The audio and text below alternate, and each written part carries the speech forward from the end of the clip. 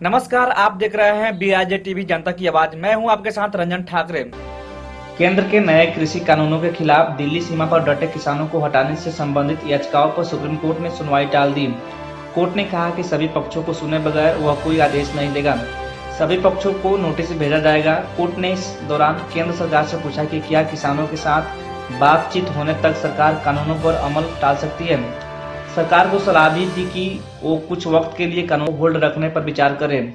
Court ने कहा कि किसानों को प्रदर्शन करने का अधिकार है, लेकिन इससे दूसरों को आने जाने का अधिकार बाधित नहीं होना चाहिए।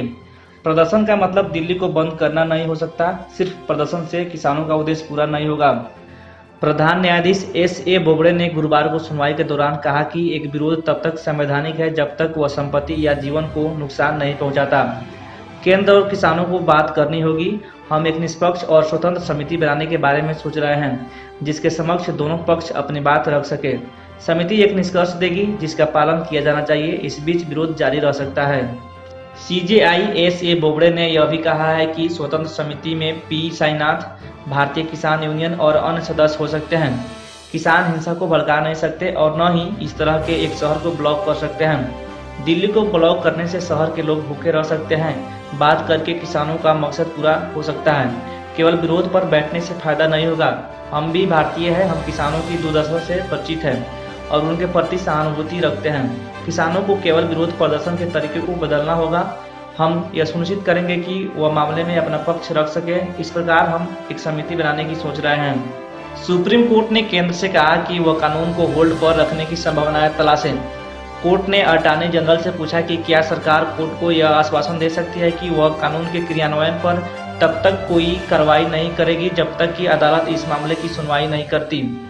अटॉर्नी जनरल ने इस पर सवाल किया कि किस तरह की कार्रवाई। अगर ऐसा हुआ तो किसान चर्चा के लिए नहीं आएंगे। CJI ने कहा कि यह कदम चर्चा करने के लिए है। इस दौरान प्रधान न्यायाधीश S.A. बोबड़े ने कहा कि हम कानूनों के खिलाफ विरोध के मौलिक अधिकार को मान्यता देते हैं और इसे रोकने के लिए कोई सवाल नहीं उठाते। केवल एक चीज जिस पर हम गौर कर सकते हैं वह यह है कि इससे किसी के जीवन को नुकसान नहीं होना चाहिए। उन्होंने कहा कि किसानों को विरोध करने का अधिकार है, हम इसमें हस्तक्षेप नहीं करेंगे, लेकिन विरोध का तरीका कुछ ऐसा है जिस पर हम गौर करेंगे। लोगों के आने जाने का अधिकार प्रभावित न हो, इसके लिए प्रदर्शन में थोड़ा बदलाव करने के लिए केंद्र से सवाल करेंगे कि यह किस तरह से प्रदर्शन हो रहा है। प्रधान न्यायाधीश S.A. बोबड़े की अध्यक्षता वाली 3 सदस्यीय पीठ ने कानून की वैधता पर फिलहाल सुनवाई करने से इनकार कर दिया। इस दौरान सुप्रीम कोर्ट ने कहा कि आज हम जो पहली और एकमात्र चीज तय करेंगे वो किसानों के विरोध प्रदर्शन और नागरिकों के मौलिक अधिकारों को लेकर है। कानूनों की वैधता का सवाल इंतजार कर सकता है। अटॉर्नी जनरल के वेणुगोपाल ने गुरुवार को सुनवाई के दौरान कहा कि प्रदर्शनकारी किसानों में से कोई भी फेस मास्क नहीं पहनता है। वे बड़ी संख्या में एक साथ बैठते हैं। कोरोना वायरस एक चिंता का विषय है। वे गाँव में जाएंगे और इसे वहां फैलाएंगे। किसान दूसरों के मौलिक अधिकारों का उल्लंघन नहीं कर सकते। कोर्ट के इस सुझाव पर राज्य को कोई आपत्ति नहीं है कि लोगों का एक समूह किसानों और केंद्र के बीच संवाद की सुविधा प्रदान कर सकता है। यह किसानों और केंद्र को तय करना है कि समिति में कौन होगा। इससे पहले बुधवार को सुनवाई के दौरान किसान और सरकार में विवाद सुलझाने के लिए शीर्ष अदालत ने कमेटी गठित करने का संकेत दिया। कमेटी में सरकार और किसान संगठनों के प्रतिनिधि शामिल होंगे।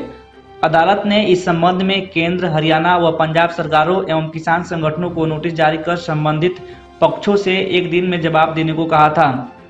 प्रधान न्यायाधीश S. बोबड़े की अध्यक्षता वाली 3 सदस्यीय पीठ ने ऋषभ शर्मा, दीपक कंसल और GS. मणि की याचिकाओं पर सुनवाई की।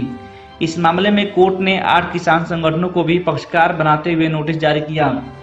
उल्लेखनीय है कि किसानों के साथ सरकार कई दौर की वार्ता कर चुकी है, लेकिन अभी तक कोई हल नहीं निकला है, क्योंकि किसान तीनों कानून वापस लेने की जिद पर अड़े हैं। सरकार की ओर से पहले कमेटी बनाने की बात कही गई थी, उस पर किसान संगठन राजी नहीं हुए, तो सरकार की ओर से ऐसे प्रावधानों में संशोधन भी सुझाए गए जिन्हें लेकर किसानों में आशंका हो सकती है। सरकार के संशोधन प्रस्ताव के बाद भी किसानों की तरफ से अब तक वार्ता के लिए हामी नहीं भरी गई है।